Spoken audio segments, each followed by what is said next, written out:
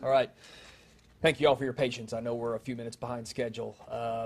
Wanted to bring everyone together to give an update on the events that occurred over this past week, particularly this past weekend. I think it's been well reported that we had 5 shooting incidents that occurred, one of which included an officer-involved shooting. And we're going to go over those incidents briefly. I think that they've been covered to some extent. We have received several media questions around those individual incidents, and I'll answer the questions that we've received within my comments. And then, of course, we'll have time for questions at the end, realizing that these are all still ongoing investigations. On March 16th at 2:45 a.m., our first incident occurred in the 700 block of the North IH-35. This was an incident where there were individuals standing outside waiting for pickups by transportation network companies when a vehicle drove by and fired shots at the crowd. This resulted in 3 people receiving gunshot wounds, non-life-threatening wounds that they were transported and treated for. There are no arrests yet made in this case. We are still looking for suspects in this case, and this is being investigated right now as an aggravated assault with a deadly weapon. Again, this is still an ongoing investigation, and we're looking for any information that the community can provide us. If anyone was there, if anyone has information, if they witnessed it, if they had their cell phone going, recording anything, all of this will be helpful to us. And I'll give contact information at the end of at this press conference here about where to call. But again, we ended up with 3 victims that received gunshot wounds in that incident to both their arms and their legs. But again, they were non-life threatening. We did identify 4 individuals that day, but they turned out not to be the persons of interest that we were looking for. The only suspect description that we have at this time is that the suspects were black males in their 20s, but that's the limited information that we have on that case. A short while later, again on March 16th in the early morning hours at 5:02 a.m., we had a shooting that occurred in the 2500 block of Longview Street. This involved an 18-year-old white male who received a gunshot wound to his leg. This occurred at the Access West Campus Apartments where the victim lived. He was transported and treated for his injuries. We have not made any arrests in this case. It remains an active investigation. And again, a question was asked about potential charges. We are looking at this one as an aggravated robbery with a deadly weapon at this time based on where we're at with the investigation. Again, we had 1 victim in that incident who was transported with a gunshot wound to his leg. He has since been released from the hospital. And then the only thing that we have in that case was 1 witness has been identified at this time. The identity of the suspect is still unknown, and again, as with each of these cases I detail, if there's anyone in the community that has information, we would ask that you please contact us on our tip line. The third incident occurred on March 16th at 6:21 a.m., a short while after the one I just described, and this occurred at the Denny's in the 7100 block of North IH-35. This one was a dispute between a customer and an employee over non-payment that resulted in a shooting. There have been no arrests in this case either, but we are working on leads on a suspect at this time. We have, we're looking at this as an aggravated assault with a deadly weapon as well. And in this incident, the victim was shot and received wounds to both his chest and his arm. He too has been released from the hospital. We do have a suspect vehicle description at this time, and it is registered outside of the city of Austin. So our investigators are following up on those leads at this time. And the only suspect description that we have in this case is that the suspect was a black male. And again, this case remains under investigation. The fourth incident occurred also on March 16th, but in the late evening hours at 11:56 p.m. And this is the incident that occurred in the 300 block of East 6th Street. This was a disturbance that took place in which 3 individuals assaulted the victim. The victim was shot during this incident. He was transported to the hospital as well for treatment. The case is still open. We have not identified suspects in this case, and again, we're asking anyone that was in the area, anyone that may have information, anyone that may have recorded something, please come forward and let us know as we're actively looking for suspects in that case. One thing that was noted on that instance, as was the first occurrence on the frontage of I-35, was the measures that the Austin Police Department officers went to provide life-saving services. In particular, applying tourniquets to stop the bleeding on these victims, as well as allowing EMS to quickly get in and out of a very congested entertainment district with victims that needed immediate care for these serious injuries that they suffered. The final incident that took place occurred on March 17th at 2:50 a.m., and this was the officer-involved shooting. I will not go through the sequence of everything that happened. I think that was detailed thoroughly early yesterday morning after the incident. Updates that have occurred since that time and has been reported is we did locate one of the suspect vehicles, that being the Maserati Levante.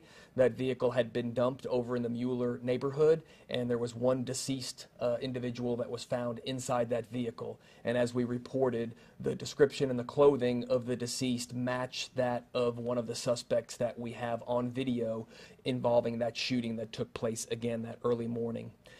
We're continuing to work on leads on this case. We do have a possible identification on the suspect. It has not, I'm sorry, on the deceased.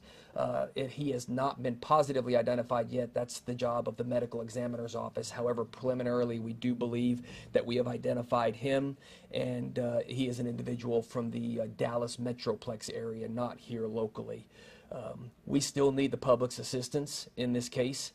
Anyone who has information on the whereabouts of that Monte Carlo that we described, again, a dark colored Monte Carlo with the white racing stripes across the hood and the roof and the rear, or the occupants of that vehicle, we're asking that you come forward, or again, anyone that was in that area when this incident occurred, if you happen to have information or were videotaping, please call us at 512-974-TIPS. We're looking for any and all help that we can get in that case. There have been a lot of questions about the plans that we're going to put forward to address this spike in violent crime. And these are plans that are currently under development. I have already met with members of my team this morning. In one way, what we're doing is we're reaching out to the promoters of both South by Southwest as well as our partners at the Downtown Austin Alliance so that we can plan for South by Southwest next year. As we do in any year, we do an after-action report. We look at things that went well, and we look at areas where we need to improve. The incidents that took place over this 48-hour period that I just described will be within that discussion. Regardless of whether they were a direct result of South by Southwest or not, we've not yet determined that. The fact that they're occurring in and around the entertainment district where South by Southwest is really centralized, and they're occurring during that same time period, it's important that we pay attention to that during our planning. This was the 1 week of the year where we have the most police officers in the entertainment district given the South by Southwest Festival. In fact, the officer-involved shooting that took place within a mile radius, there would have been almost 300 police officers on duty at that time. So this is partly a issue that we will address by staffing as we go forward, because that's not normally the staffing level we have in the entertainment district. But we've also seen increases in violence in the entertainment district previously to South by Southwest. We are having officers retrieving more weapons, more firearms off of individuals, and as has been well reported, we have had other shootings that have taken place in 6th Street and the entertainment district over this past year as well. These are all things that we're paying attention to and that we're going to work on to put a plan together to address. Again, part of that will be staffing. We are working on what staffing will look like over the upcoming weekends, but the bigger picture will be looking at what else do we need to do? What commonalities, if any, can we find? Are there specific venues that are drawing in crowds that are the ones that are involved in these violent crimes? And if so, what can we do to work with that establishment to partner with them to improve the safety in the district? Or if they're unwilling to partner and work with us, are there violations that they're committing through their TABC licensing? We will bring any resources to bear that we can, again, if we can figure out any commonalities or any businesses that are drawing in this criminal element that we've seen infiltrate our entertainment district and really bring the level of violence to a level that we've not seen before. So we don't have I don't have all the answers today because, again, we're just now in the early stages of putting together a plan, and this will be a detailed plan, not something we want to throw together in a day. But I know that there's been a lot of interest in what we're doing, where we're at with the investigations. All of these are still ongoing investigations, so there's not a lot of additional information we can put out at this time. However, I will now open it up for questions. Chief, can you tell us who you're looking for in the officer-involved shooting? How many suspects? At this time, what we know in the Levante, in the Maserati Levante, we believe that was occupied by 4 individuals. We do know that we've accounted for what we believe is 1 individual, but we know on the video we see 3 people get out of that Maserati. All appear to be black males. 2 of them were wearing jeans and light-colored hoodies. The third one was wearing darker clothing. And again, we believe there was a 4th person in that vehicle that did not exit the vehicle. And then from the Monte Carlo, we do not have descriptions of the individuals that were inside the Monte Carlo. Do believe that there were at least a driver and then someone in the rear passenger seat because that's where the firearm seems to have been fired from. Do you know if the fatal shot, and I know it's early, was from the 4 officers who fired, or was it from the earlier bullet he received, seemed like to his midsection, that had him going back to his car? That will all be contained within the medical examiner's report, and we don't have that information at this time. Chief, do you know yet if those suspects in the OIS, as well as maybe some other suspects in other shootings, if any of them for sure attended South by related events, whether they're official or unofficial events? We do not have any information yet of their attendance at South by Southwest. That will be part of the investigation. The only thing that we do know at this time and that we can put out is that one of the individuals was from the Dallas Metroplex area. Do you have any concerns about those unofficial events at all? Because we do see hundreds of events happening at the same time on 6th Street. So do you have any concerns about those? We always have concerns about pop-up events, but we plan for that. When we do our South by Southwest planning, we plan for the events that we know of, but then we also make sure we have groups of officers that are able to quickly respond to incidents that might pop up somewhere in the community. Keep in mind, the incidents that we're talking about here, at least the ones that involve the entertainment district, were all within the confines of 6th Street or immediately contiguous to it, and that does not include, obviously, the one that occurred in West Campus or the one that occurred at the Denny's. But we do pay attention to the pop-up events because you don't necessarily know who that act is ahead of time to really plan for what type of a crowd might respond.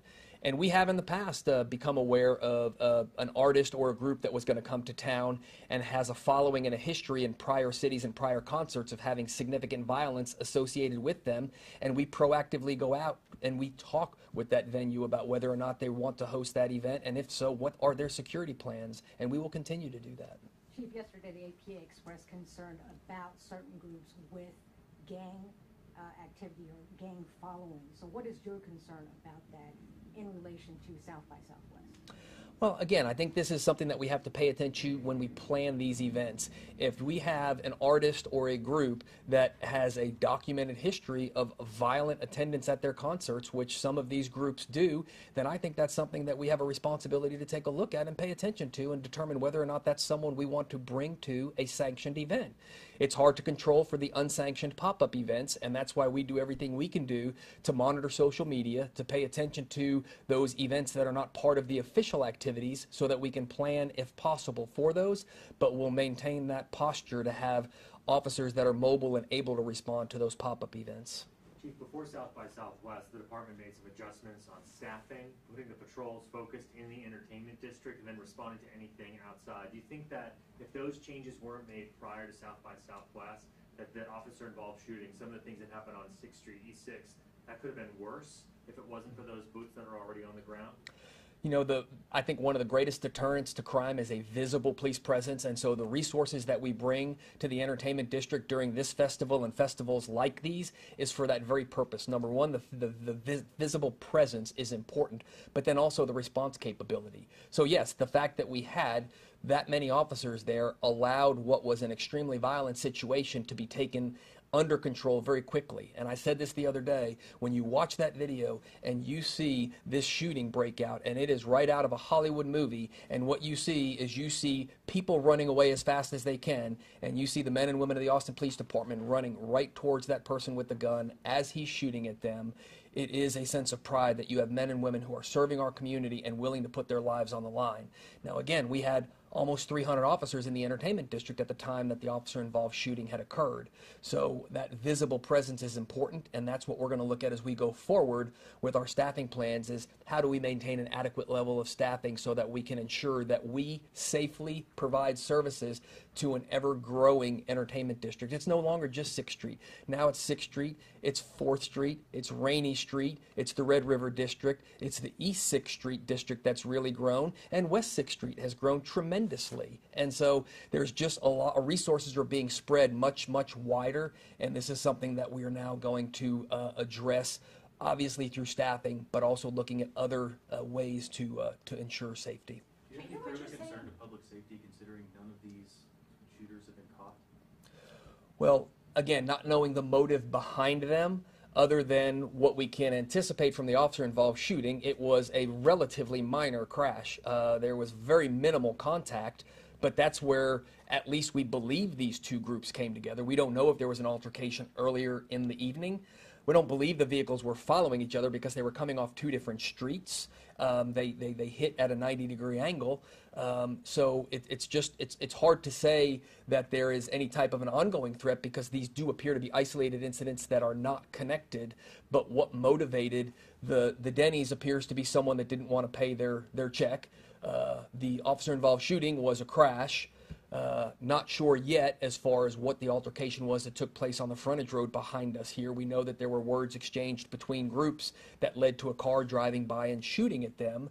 So again, we don't have any reason to believe that the community is any greater danger right now. But I would always advise, as we do, pay attention to your surroundings, know who you're with. Whenever you're in a large venue or anywhere, know where the exits are in case you had to get out. And that's even if you're just at the movies with your family. Unfortunately, we live in a day and age now where the threat can come in many different ways in many different places. And it's incumbent upon all of us, even in our personal time and our personal spaces, to do what we can to help keep ourselves safe. I hear what you're saying about the police presence, the increased police presence is a good thing. But on the flip side, the biggest incident happened right outside the police station with those 50 police officers in this area, and it didn't deter those gentlemen from taking action. What's your response to that, and how does that make you feel? Sure. If you have someone that is committed to carrying out a violent act and is willing to potentially be arrested or get injured in the carrying out, it's very difficult to intercede with that. So yes, these did take place in an area that had the highest concentration of police officers, not only in the city at that time, but really at any time in the city, given that it's our largest festival. So the police presence is only one part, and that's why when we talk about this planning that we need to do and where we're going to go, it's going to be these discussions about what other steps can we take, what other measures can we implement to ensure safety. And that will be, again, as I spoke about, identifying venues that may be bringing in those acts that are drawing this crowd. If that's one of the commonalities that we see, working with them, or if they're unwilling to work with us, then making sure they're in compliance with all of their regulations. This is something that's going to go beyond just police staffing, but police staffing is a major component of whatever plan we put in place. Because yes, these incidents happened in a very populated area with a large number of officers, but think about how much worse they could have been if we didn't have that large police presence that was able to immediately respond and restore order. Chief, Going what's back to that? the Maserati, with the individual found in the Maserati, has it been determined whether he discharged a weapon at the Monte Carlo or at police? That's part of the ongoing investigation right now. Thank you.